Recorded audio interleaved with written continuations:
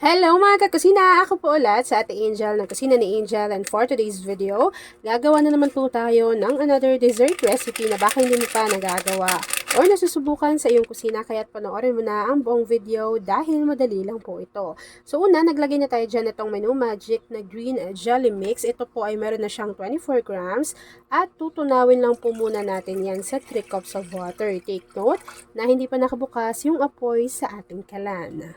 After adding ng ating jelly powder, pati ng ating water, haluin lang po muna natin ito ng maigi para sure tayo na wala na po namumuo na jelly powder dyan sa ating kasirola. After mixing, maglalagay na rin tayo dito ng 1 can or 370 ml ng evaporated milk. Kakailanganin din po natin dito ng 1 can or 380 grams nitong Marie kondensada. Yan, so alam nyo naman na si Marie ang pinakamurang kondensada na nakita ko ngayon sa market. Tapos, tamang-tama na yung tamis niya. Tapos, ang kapal ng consistency. Kapag napagsama-sama na natin yung ating mga ingredients, haluin lang po natin ito ng maigi para yung ating evaporated milk, pati yung ating condensed milk, ay hindi lang po namumuo sa bottom ng ating pan. After nun, maglagay na tayo dyan at least half teaspoon ng vanilla essence or vanilla extract. And then, hahaluin lang po muna natin ito ng maigi. Tapos po, pwede na nating buksan yung apoy sa ating kalan at hihintayin lang po natin na kumulo yung ating mixture. Meron akong ilalagay dito na avocado. So, ito po ay isang buo, tapos hiniwa ko lang yan ng maliliit. Hinog na yan ha, dapat hinog yung pipiliin ninyo.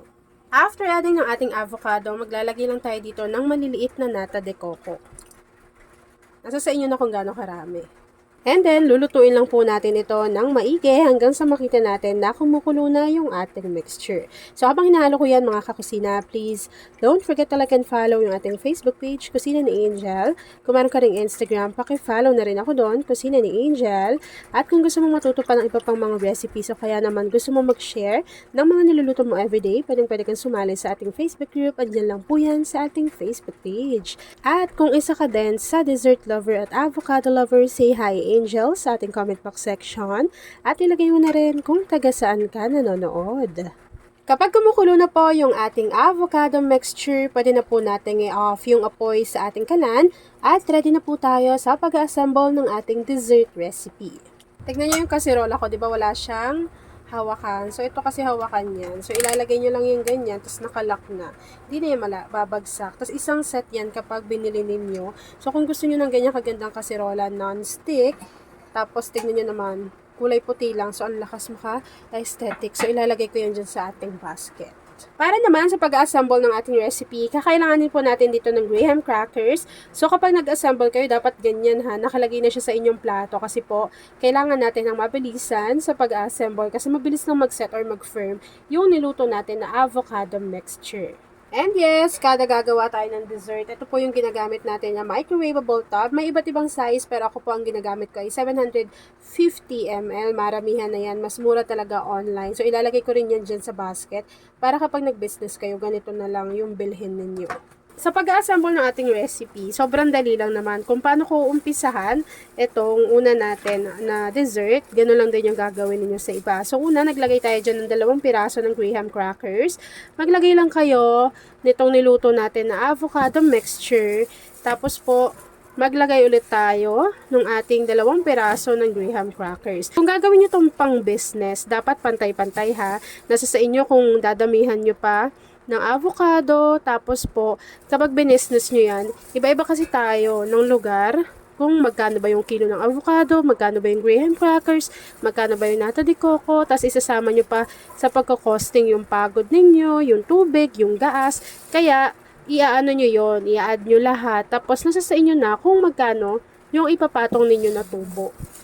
Yun. So, gano'n lang naman po sa pagbe-business eh. Siyempre, mag-uumpisa tayo sa maliit. Tapos, after po nun, kapag lumago-lago na yan, pwede na kayo mag-isip pa ng iba pang mga dessert recipe. So, ako po, napakarami ng dessert recipe na nagawa si ating yung Angel.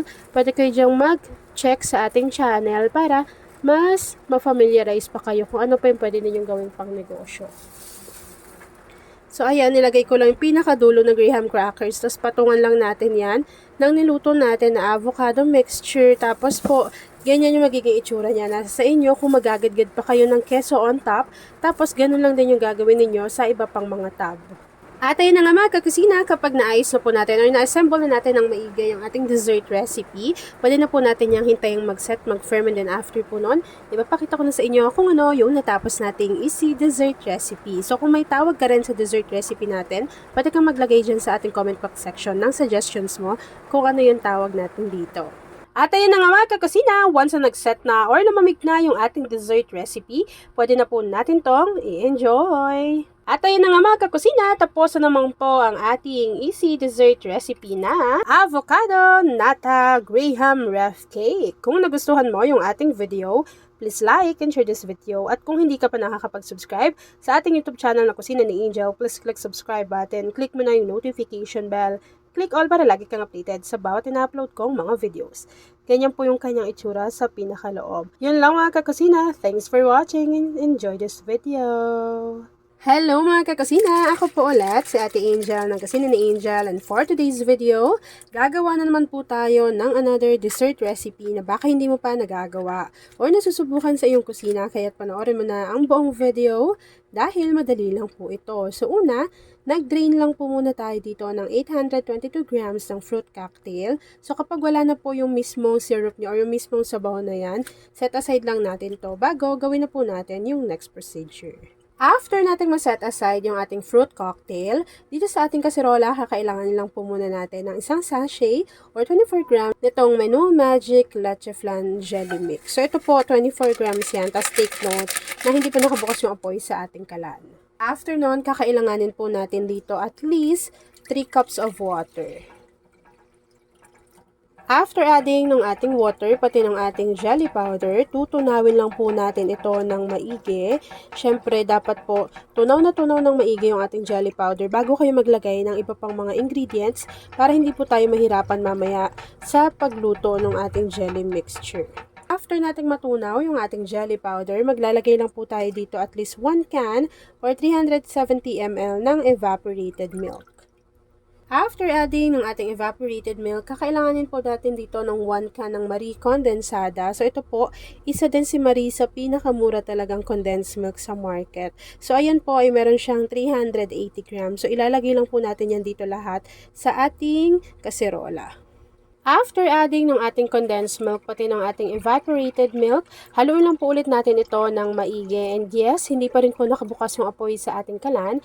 Hahaluin natin to para hindi lang namumuo yung ating condensed milk, pati yung ating evaporated milk sa bottom ng ating pan. So habang hinahalo ko yan at hinihintay po natin na medyo kumulo yung ating mixture, please don't forget to like and follow yung ating Facebook page, Kusina ni Angel. Kung meron ka ring Instagram, paki-follow na rin ako doon, Kusina ni Angel. At kung gusto mong matuto pa ng iba pang mga recipes o kaya naman gusto mong mag-share ng mga niluluto mo everyday, pwede kang sumali sa ating Facebook group. Andyan lang po yan sa ating Facebook page. And yes, pwede nyo po akong i-follow sa aking TikTok account. Search nyo lang yung Kusina ni Angel _official. Kapag napansin nyo po na medyo umiinit na yung ating mixture, ilalagay na natin dyan yung sinet aside natin kanina at na-drain natin na fruit cocktail. Yan. So, ilagay lang po natin to. Hindi ko nilagay lahat. Nagtira ko ng konti para pang toppings mamaya sa ating pinaka-dessert sa ibabaw. Yun, maglalagay kasi ako nun eh. Pero as in, konti lang yung tinira ko. And yes, mga kakusina, kung isa ka din pala sa dessert lover, say hi Angel sa ating comment box section at ilagay mo na kung taga saan ka nanonood. So, nababasa yan ni ating yung Angel. And syempre, isa-isa, tinatry ko po na replyan yung mga comments ninyo dahil gusto ko magpasalamat sa inyong suporta. And gusto ko lang din pala sa iyong i-share, ito yung ating kaserola, di ba wala siyang hawakan kasi ito yan, natatanggal po yan, kaya sobrang space saver. And kapag nilock nyo po yan, ay talaga namang hindi na po malalaglag yung mismong kaserola. So ako lagi ito yung ginagamit ko. So kung gusto nyo rin ng ganyan, ilalagay ko yan dyan kung saan ko nabili itong ating kaserola. Isang set po iyan, sobrang daming kasama niyan. Merong kawali, merong mga sandok, ganyan. So ito yung nakuha ko na lagi kong ginagamit. Para sa pag-assemble ng ating recipe, gamit po tayo nitong microwavable tub na meron siyang take 750 ml. Yan. So, maramihan ako bumili nito kasi nga, yan yung lagi yung ginagamit ko pag gumagawa ako ng dessert. So, mas mura yan sa basket na ilalagay ko dyan. And alam nyo ba, na mas mura talaga dito sa online. Totoo lang. So, kung nag-business kayo, pumili na lang kayo dyan ng maramihan. And then, gagamit din po tayo dito ng graham crackers. So, nilagay ko na siya dyan ng ganyan. So, kapag gagawa kayo ng ganito, mabilisan dapat kasi mabilis mag-set or mag-firm yung ating jelly dessert. So, ito po, i-ready nyo na agad yung inyong mga graham crackers para mabilisan na lang yung pag-assemble. So, una, ang gagawin natin, maglagay lang muna tayo ng graham crackers dito sa pinaka-bottom ng ating microwavable tub. Ayan. So, una, mapapansin niyo hindi pa siya ganong fit dyan. Pero pataas ng pataas, mag-fit din po iyan. Tapos, maglagay lang muna kayo ng tamang amount ng ating mixture. Tapos, ganun lang din po, maglalagay ulit tayo ng ating graham crackers. Ayan. Tapos, kung meron kayong keso, pwede kayo dyang maglagay. Tapos, salin lang ulit ng konti. Ganon. Tansyahin nyo na lang. Pero kung ipang negosyo nyo to, dapat pantay-pantay ha. Pwede nyo ding hiwain pa ng mas maliliit yung mga fruit cocktail na inilagay natin. Para mas pantay-pantay. Tapos mas, mas tipid. And pwede kayong mag-add at least yung mga nata de coco na maliliit. Pwede yun. Ayan siya. So, ganun lang din yung gagawin ninyo. Kung paano ko ito inumpisahan, ganun lang din yung gagawin ninyo sa iba pa. May nagtatanong din pala sa inyo, kunwari, Miss Angel, paano ko po ba yan ibebenta or magkano ko po ba yan ibebenta? Hindi kasi ako makapasagot sa inyo kasi nga iba-iba tayo ng presyo na pinagbibilhan nito. So, depende yan eh. A-add nyo lahat ng gastos ninyo, pagod ninyo, pati yung gastos ninyo sa gas, sa tubig, and all. Tapos, i-divide nyo na lang. Tapos, sa inyo na yun kung magkano yung gusto ninyong tubo na ilalagay. At ayan na nga mga kakusina, once na nag-set na or lumamig na yung ating dessert recipe, pwede na po natin yang i-enjoy. At ayan na nga mga kakusina, tapos na naman po ang ating easy dessert recipe na fruit salad graham ref cake. Kung nagustuhan mo yung ating video, please like and share this video. At kung hindi ka pa nakapag-subscribe sa aking YouTube channel na Kusina ni Angel, please click subscribe button, click mo na yung notification bell, click all para lagi kang updated sa bawat ina-upload kong mga videos.